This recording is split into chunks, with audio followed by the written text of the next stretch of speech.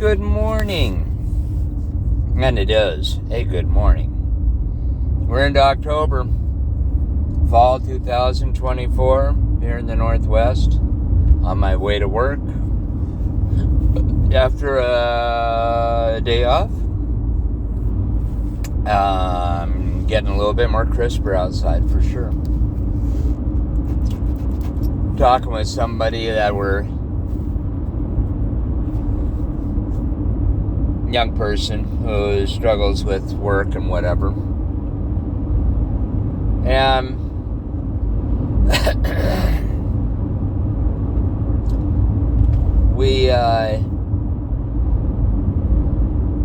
I brought up the deal about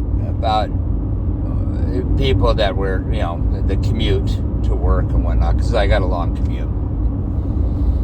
And I noticed demographics about things, different cars, different people, what the construction is and whatever. But one of the things I mentioned was, for every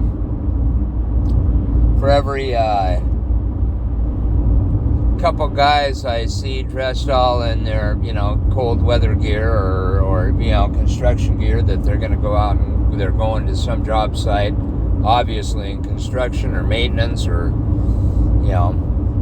landscaping, whatever it is, predominantly Latino.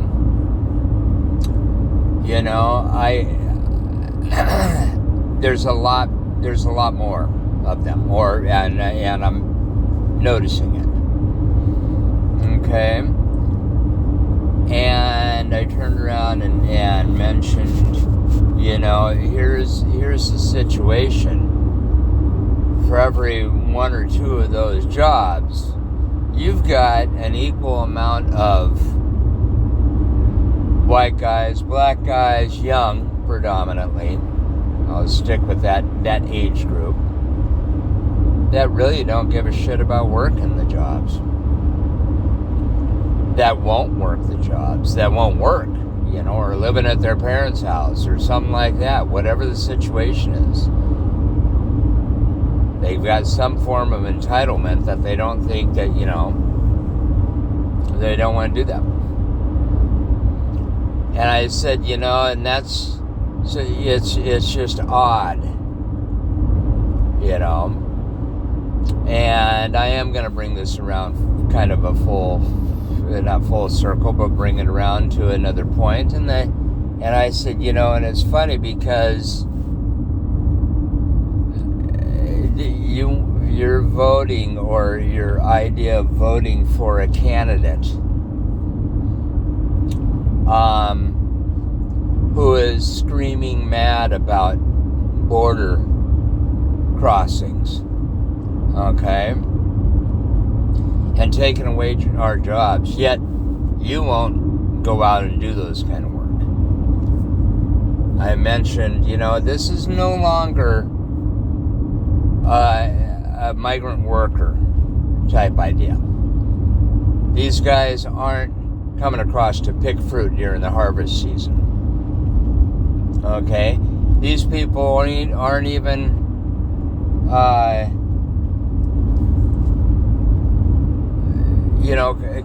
coming out of Mexico alone. They're coming from a lot of different points below that, because of economics, because of hardship, or things that keep in mind, of countries that below Mexico, we've meddled in their affairs years and years ago, and this is the repercussion thereof. Okay? Look into history. But my point being that I've noticed this, and I said, look, if you've got any kind of a commute, you'll see the same thing going on. I'm not putting a storyline on it that isn't there. It's written in plain English. On another note, you got a situation, and And I don't want to say it arrogantly. I want to say it compassionately. But it's a case of I told you so.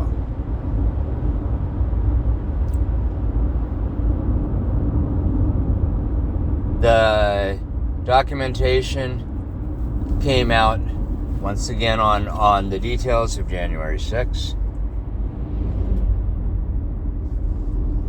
And the whole concept of a stolen election.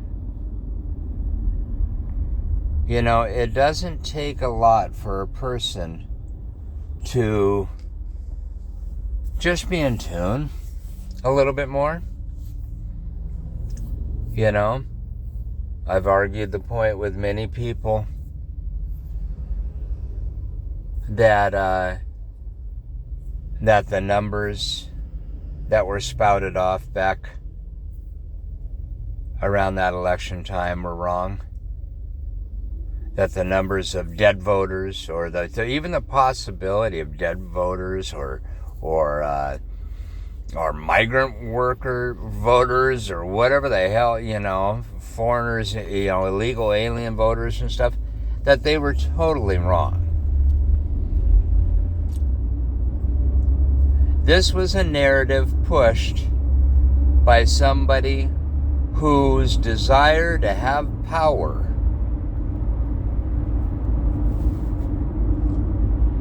is far more overpowering, or you know, that his desire comes first beyond all things imaginable. And you had another party who rode that wave for whatever reason, and they believed in it. They threw themselves under the bus, along with those loyal to their cause.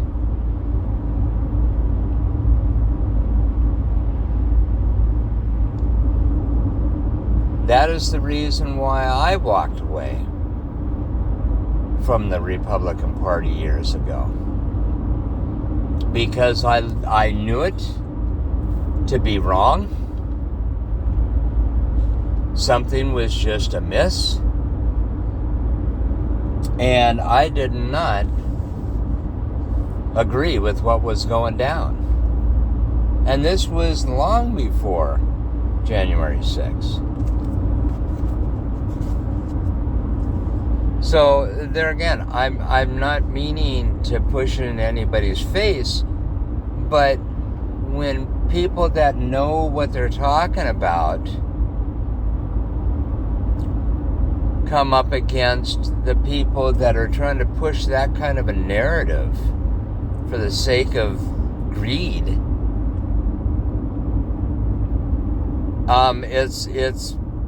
you gotta dig in deep a little bit more to understand why this conflict is going on. The fact was that he lied flat out. Period. It was shown back when the January 6th Commission came out.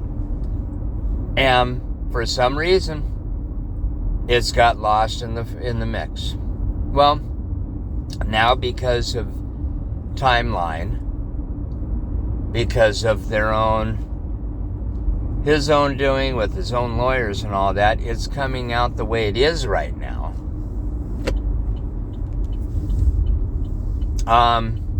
It's going to come back to bite him. It's going to come back to bite him in a very, very harsh way.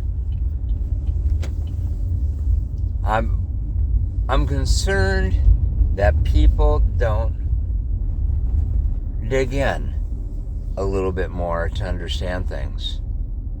My dad brought up years ago, I grew up with the thing, a little bit of knowledge is dangerous. Meaning you need to have a little bit bigger, a better idea of what you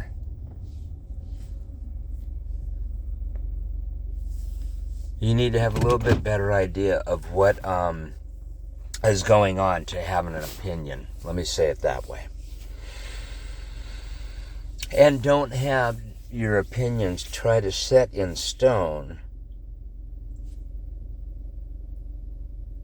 on a topic or a ideology or on something that you really don't know a lot about.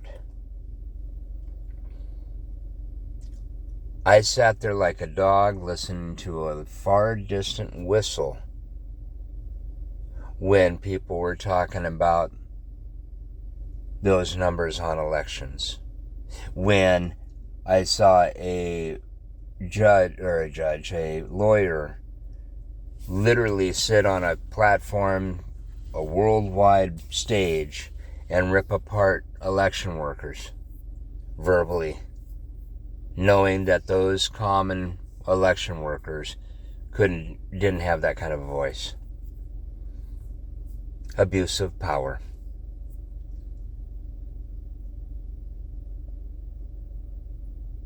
There are some things I did know at that time, and there's nothing I can do to change people's minds that believe in the other narrative, except show them the forensic truth.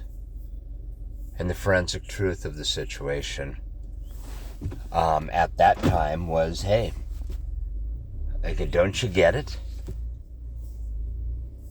Elections have been going on in this country for a long time.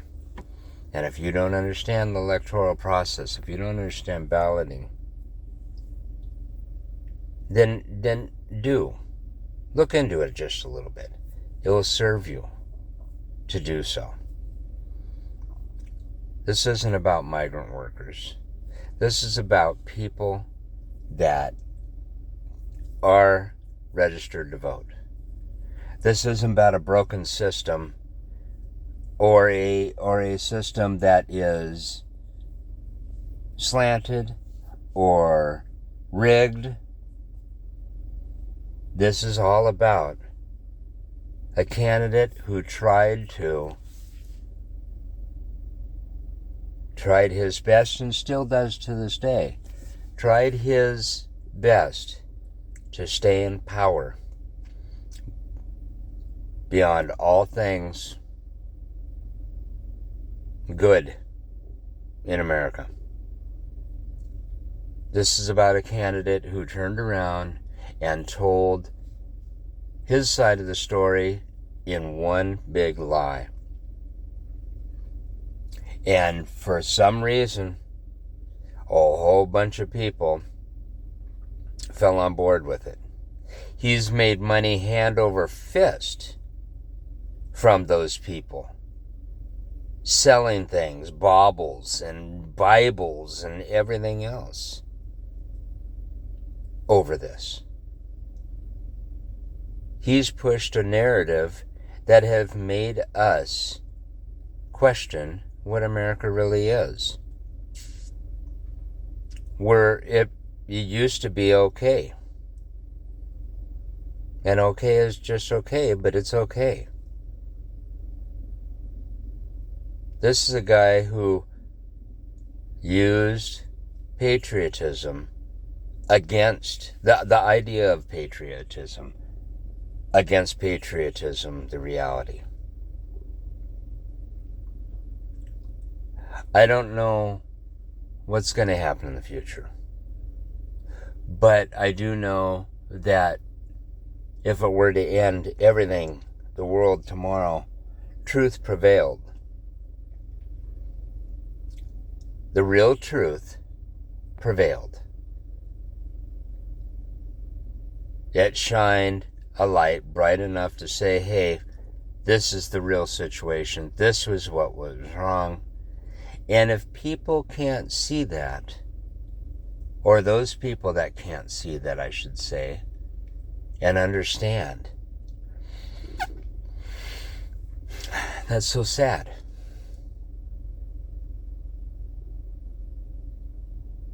That's my take. You don't vote for party lines. You vote for the reality of the situation at hand, and that is we live in the United States of America. And know that man is fallible. And know that your party lines, if somebody comes up as a candidate that is totally deceiving, you have to have the discernment to understand that. You have to be able to not... You can go down a rabbit hole a little bit, but you have to be able to pull yourself out and admit where there is a major fault. Clearly, there was a major fault with Trump. And at whatever time period in history you noticed it, kudos to you. That's all I can say.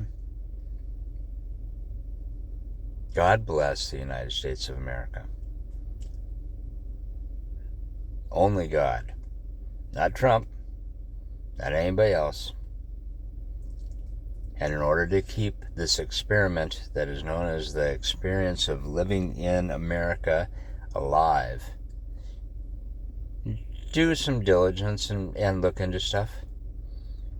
And understand things are a little bit more complicated than just on the surface.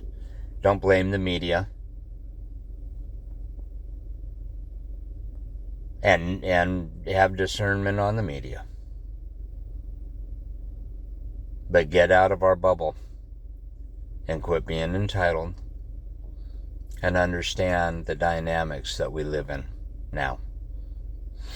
There. That's all I wanted to say. It's a beautiful sunny day. I'm going to stop it right there. Nothing but love.